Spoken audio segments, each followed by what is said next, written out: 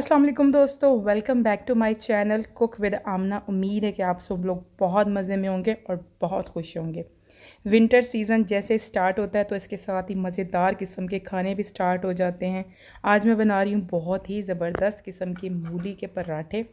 सबसे पहले तो जनाब यहाँ पे मैं मूलियों को कद्दूकश कर रही हूँ, हाथ से ही कर रही हूँ। वैसे मेरे पास फूड फैक्ट्री भी है, लेकिन कभी कभी हाथ से भी काम करने का बहुत मज़ा आता है, तो ये मैं कद्दूकश कर रही हूँ।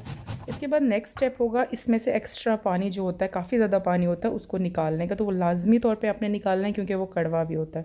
यहाँ पे मैंने पानी जो है वो निकाल लिया है, पैन रेडी कर लिया है, थोड़ा सा ऑयल डाल रही हूँ 2 टेबल स्पून। उसके बाद मैंने ये कद्दूकश की हुई मूली जो कि थी 1 kg इस ऑयल में शामिल कर दिया। ऑयल इतना नहीं डालना कि बहुत ज़्यादा ऑयली हो जाए, जस्ट 2 टेबल स्पून ऑयल डाल रही हूँ ताकि जो मूली है वो नीचे से ना लगे।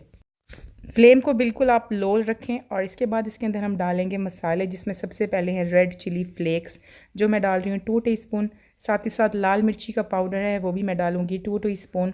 इसके बाद इसके अंदर मैं डालूँगी गरम मसाला जो मैं डाल रही हूँ 1 टीस्पून। और इसके बाद मैं डाल रही हूँ इसमें ज़ीरा, थोड़ा सा कुटा हुआ ज़ीरा हो वो डाल लें 1 टीस्पून। और नमक हस्बे ज़ायका डाल लें या 2 टीस्पून। हरी मिर्चें डालूँगी। हरा धनिया मेरे पास इस वक्त अवेलेबल नहीं था, अदरवाइज़ हरा धनिया तो मस्ट होता है ना। इस वक्त अवेलेबल नहीं था तो चलो मैंने सोचा इसके बगैर ही गुजारा चलाते। इसके बाद जो है लो फ्लेम पे मूली को मैं आहिस्ता आहिस्ता पकाऊंगी, अच्छे से पकाऊंगी कि जो एक्स्ट्रा इसका पानी है उस सब का सब ड्राई हो जाए। अगर थोड़ा सा भी पानी रहा तो जब आप पराठे बनाएंगे तो वो पराठे जो हैं बीच में से टूट जाएंगे। मोस्टली जब लोग मूली के पराठे बनाते हैं तो यही प्रॉब्लम आता है कि जी पराठा दरमियान से टूट गया। लेकिन आज जब मैं पराठा बना रही हूँ तो ऐसा बिल्कुल भी नहीं होने वाला। यहाँ पे जो है मूली वो बिल्कुल अच्छी तरह से, यानी मूली का जो मिक्सचर है वो तैयार हो चुका है, बिल्कुल भी पानी नहीं है। मैंने चख भी लिया है इसको और ये बिल्कुल अच्छी तरीके से ड्राई हो चुका है।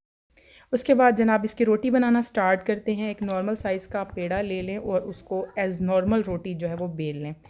अच्छा, कुछ लोग ऐसा करते हैं कि 2 रोटियां बेल के और दरमियान में अमेज़ा रख कर बनाते हैं, लेकिन वो अक्सर ये होता है कि वो बाहर से निकल रहा होता है। मैं रिकमेंड नहीं करती उस तरह से बनाना।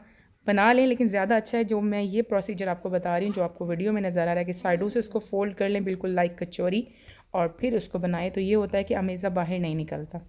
इसके बाद आपको हल्के हाथों से इसको जो है वो बेल लें, गोल गोल बेल लें, बिल्कुल राउंड शेप में जिस तरह हम रोटी को बेलते हैं। साइड को एक दफ़ा ज़रूर पलट लें ताकि रोटी नीचे से ना चिपक जाए, और फिर अमेज़ा बाहर निकल गया तो फिर रोटी का जो है वो मज़ा नहीं आएगा। एक तो शक्ल भी उसकी अच्छी नहीं होती और वो फिर खाने में भी मज़ा नहीं आता। लो फ्लेम के ऊपर आपने पराठा बनाना है। कभी भी पराठे पे फ़ौरन से ऑयल ना लगाएं। पहले रोटी को अच्छी तरह से दोनों साइड से सेक लें पराठे को, और उसके बाद उस पर ऑयलिंग स्टार्ट करें तो पराठा आपका हमेशा क्रिस्पी बनेगा। ये देखिए मैंने एक साइड पलट ली है और मैं इसको भी अच्छी तरह से पकने दूंगी, और उसके बाद दूसरी साइड को चेंज करूंगी। और उसके बाद जो है इस पॉइंट पे मैं यहाँ पर ऑयल लगाऊंगी। थोड़ा सा मैं इसको और सेक लेती हूँ, और बस मैंने ऑयल लगा दिया है।